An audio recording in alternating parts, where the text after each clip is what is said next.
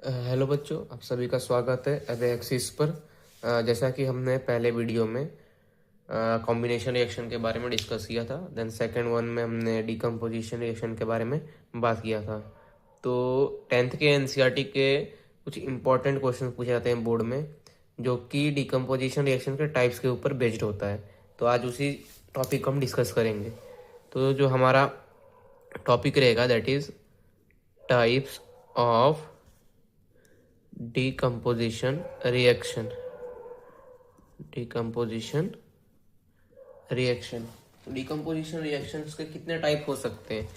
तो एनसीईआरटी में हमें कितने टाइप्स दे रखे हैं? पहला आपको थर्मल डिकम्पोजिशन दे रखा है, थर्मल डिकम्पोजिशन। सेकंड दे रखा है आपको इलेक्ट्रिकल डिकम्पोजिशन, और थर्ड दे रखा है हीट या सनलाइट डिकम्पोजिशन। इसको हम फोटो डिकम्पोजिशन भी कहते हैं, इसको फोटो डिकम्पोजिशन भी कहते हैं क्योंकि हम इसमें लाइट प्रोवाइड करते हैं। तो ये तीनों हमें रिएक्शंस देखने हैं। सबसे पहले बात करेंगे हम थर्मल डिकम्पोजिशन की। तो हेडिंग डाल लेते हैं थर्मल डिकम्पोजिशन।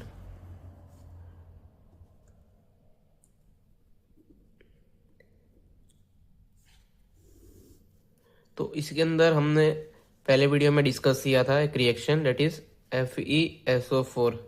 हमने लिया था फेरस सल्फेट और उसको हमने क्या किया था, हीट किया था। तो उस समय प्रोडक्ट क्या मिल रहा था, ferric oxide solid plus SO2 gas plus SO3 gas. तो हमने क्या कहा था कि जो फेरस सल्फेट है वो किस में चेंज हो रहा है, फेरिक ऑक्साइड, और ये हमारा हो जाएगा सल्फर डाइऑक्साइड, ये हो जाएगा सल्फर ट्राइऑक्साइड, इसमें चेंज हो रहा है। और इसका जो कलर था फेरस सल्फेट का वो कैसा होता है, ग्रीन।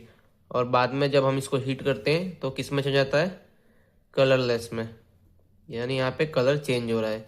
याद रखना 10th क्लास में ऐसे रीजनिंग के क्वेश्चन पूछे जाते हैं, आपको कुछ स्टोरी बना के दे दिया जाएगा और उसमें कलर चेंज ये सारी चीज़ें पूछी जाती है, तो ये बात का ध्यान रखना। सेकेंड रिएक्शन जो हमें दे रखा है एनसीईआरटी में थर्मल डिकम्पोजिशन का, वो है हमारा calcium carbonate solid. Calcium carbonate को और क्या कहते हैं हम, लाइमस्टोन कहते हैं, याद रखना लाइमस्टोन कहते हैं। इसको जब हमने हीट किया तो हमें क्या मिला, कैल्शियम ऑक्साइड। अब कैल्शियम ऑक्साइड को हमने पहले ही पढ़ रखा है, इसको क्या कहते हैं, क्विक लाइम कहते हैं, या फिर इसको सिंपली लाइम भी कहते हैं। और प्लस में हमें क्या मिल रहा है, CO2 मिल रहा है। ठीक है, ये हो जाएगा अपना गैस CO2। अब इस रिएक्शन में क्या है, ये जो रिएक्शन है ये यूज होता है इन वेरियस इंडस्ट्रीज। सर इसका एग्जांपल क्या हो जाएगा, कौन से टाइप के इंडस्ट्रीज में? तो जैसे हमारा जो कैल्शियम ऑक्साइड है ना, उसका कहाँ पे यूजेस है, तो ये यूज होता है मैन्युफैक्चरिंग ऑफ सीमेंट में, मैन्युफैक्चरिंग ऑफ सीमेंट में, यानी जो हमारा सीमेंट बनता है उसके बनाने में कैल्शियम ऑक्साइड का यूज होता है। थर्ड रिएक्शन जो हमें दे रखा है थर्मल डिकम्पोजिशन का, वो सबसे इंपॉर्टेंट रिएक्शन है और कई बार बोर्ड में पूछा गया है। जो थर्ड दे रखा है हमें लेड नाइट्रेट का, हम क्या करेंगे, हीट करेंगे और उसका क्या होगा, डिकम्पोजिशन होगा। तो किस में कन्वर्ट हो जाएगा, लेड ऑक्साइड में प्लस नाइट्रोजन डाइऑक्साइड में प्लस ऑक्सीजन में। नाइट्रोजन डाइऑक्साइड और ऑक्सीजन में पता ही है दोनों गैस होते हैं। अब इस रिएक्शन की खासियत क्या है, तो इस रिएक्शन में क्या होता है कि जो एमिशन ऑफ ब्राउन फ्यूम, यानी आपको ब्राउन फ्यूम, ठीक है, थोड़ा सा मतलब काला धुआं या ब्राउन धुआं हमें देखने मिलता है। और ये किसके वजह से मिलता है? Due to NO2। तो ये क्वेश्चन में कई बार हमें देखने मिलता है कि जो एमिशन ऑफ ब्राउन फ्यूम है वो किस वजह से रिलीज होता है और उसका रिएक्शन लिख के दिखाओ। तो ये आप इम्पोर्टेंट मार्क कर सकते हो, ये कई बार आ चुका है एग्जाम में। नेक्स्ट बात करेंगे हम इलेक्ट्रिकल डिकम्पोजिशन की। तो सेकंड जो हमारा है डेट इज इलेक्ट्रिकल डिकम्पोजिशन।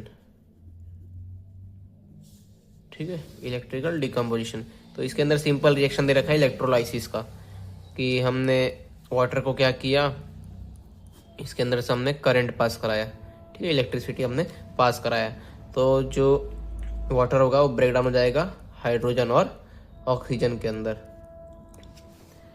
ठीक है, इसके अंदर एक हमें रिएक्शन दे रखा है। नेक्स्ट बात करेंगे हम सनलाइट यानी फोटो डिकम्पोजिशन की। फोटो डिकम्पोजिशन की। तो इसके अंदर आपको दो इंपॉर्टेंट रिएक्शंस दे रखे हैं, ध्यान से देखना।